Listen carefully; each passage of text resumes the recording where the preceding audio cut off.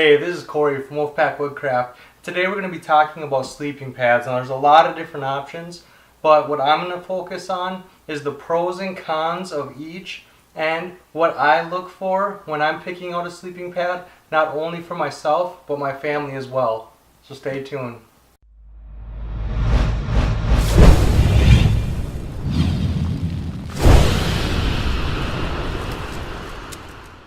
Alright, when it comes to sleeping pads, there's a lot of options out there. One of the most common is a foam sleeping pad. Now, when it comes to a foam sleeping pad, the pros to this, one of the biggest ones is they're very, very low maintenance. It is what it is. You can roll it up tight, you can keep it flat, you can do whatever you want with it. Even at camp, if you poke a hole in this, doesn't matter. There can be a big rip in it, and it's going to work the same with a big rip in it or a hole in it, the same as it does brand new. And so it's very low maintenance. That's why a lot of people like these.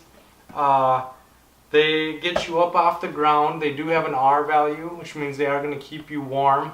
The egg carton design puts loft in your sleeping bag, which helps keep you warmer. Some of the downsides are it's big. Even in its most compressed state, it's still very large. And it's not very comfortable. It's very thin, and it's not the most comfortable thing to sleep on, but it is very easy to set up.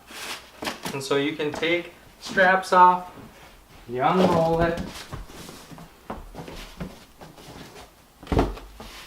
you throw your sleeping bag on it, you grab a pillow, and you're ready to sleep. There's nothing to it. You just unroll it and you have yourself a nice little bed. And so there's a lot of pros and a lot of cons to this kind of mat. This mat I recommend for young children, like very young children, especially if they're not potty trained yet. This is a very inexpensive mat. These are available at Walmart. If you want to know names and brands and everything, I'll leave that in the description box. But a cheap, inexpensive sleeping pad like this is very good for young kids, because if they were to have an accident in the middle of the night, or they're young and they're not experienced with sleeping pads, so they're probably going to be sleeping in your bed with you, to be honest. It's a nice inexpensive option to get a young camper started, and if they do have that accident in the middle of the night, you can throw it away and it's not going to break your heart. So I suggest this pad for young kids. Now, another very, very common option is an inflatable sleeping pad or an air mattress. Now, these are a lot harder to set up than the foam ones. It takes a lot more than just rolling them out and going to bed. You actually have to inflate these. So you can go to Walmart or whatever and you can get an air bed. A lot of people own these air beds and they keep them at their house. So if company comes and spends the night, they have a nice comfortable bed for them to sleep on. And they're just that. They are a very comfortable bed to sleep on. It very much resembles your bed at home. And so if comfort is what you're looking for, I highly suggest an air mattress. But they are very heavy. So they're very big, bulky, heavy. The pump to fill them full of air is very heavy and big and bulky, but they're very comfortable. However, they're not warm. Okay? They don't have an R value. And so you're going to want blankets to put over the top of it to try to keep that conduction from coming through the bottom of this sleeping bed to you, but they are very comfortable. There's also very small, lightweight options. These sleeping pads are very, very different. But as you can see, they're very small. If you look at this one compared to this foam sleeping pad, this is huge compared to this.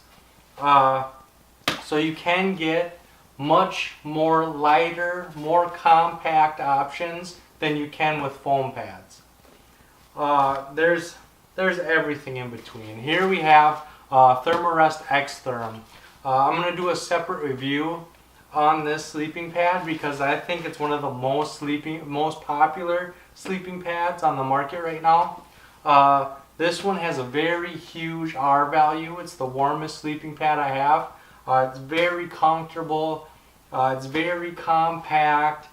Everything I was looking for seems to be in this one package. So make sure to subscribe and come join the pack because I'm going to have a separate video on this coming real soon. Here we have a Climate. This is a 3/4 length, so this is a lightweight option. It weighs close to nothing. It doesn't have much of an R value at all. And it only covers from the shoulders to the knees. So it keeps your knees, your hips, and your shoulders from digging into the ground. So it's comfortable. It's not as comfortable as other options, but if you're looking for something small and compact, you can get a 3/4. When it comes to inflatable sleeping pads, there's 100 options in that alone. But the pros is that it's very comfortable. You can get them very compact. They're easy to maintain. You just put them in their stuff sack, put them somewhere, and they're good to go. The only time you have to worry about them is when you're at camp.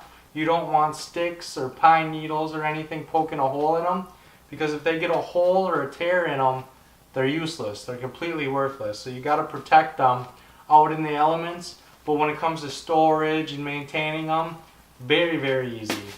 Another drawback is they take a lot longer to set up than the foam. So here we have a 3/4. It's not as big as the full size, and it's definitely not as big as this queen, but it is comfortable.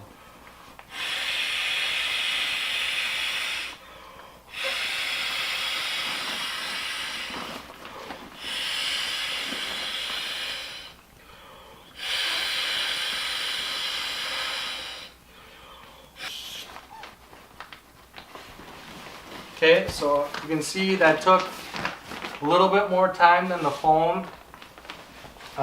This is a 3/4, so if this was a full length, it would take even longer to set up. But you grab your pillow, you have your shoulders on the one end, your knees on the other. You have a pillow up top, and this is a very comfortable option. It's the R value, like I said, isn't very much. It's 0 at your feet because there's no pad covering your feet. But it's still a very comfortable, lightweight option. And it really does serve its purpose. If you're backpacking over a very long distance and you need something that's very light but still going to keep you up off the ground and be comfortable, this is a very good option for that. But what was this mattress that I was on in the beginning of the video, you say? Well, let's check that one out. Alright, so right here we have the Alps Mountaineering self-inflating pad. Now this is a very good in-between option. For those of you that don't know what a self-inflating pad is, I have a self-inflating pillow here that works exactly the same. And so what you would do is you would squeeze all the air out of here.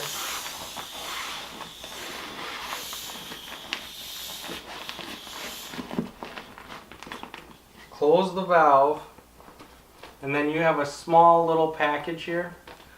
This sleeping pad, when it's all rolled up and everything, is about the same size as this foam sleeping pad.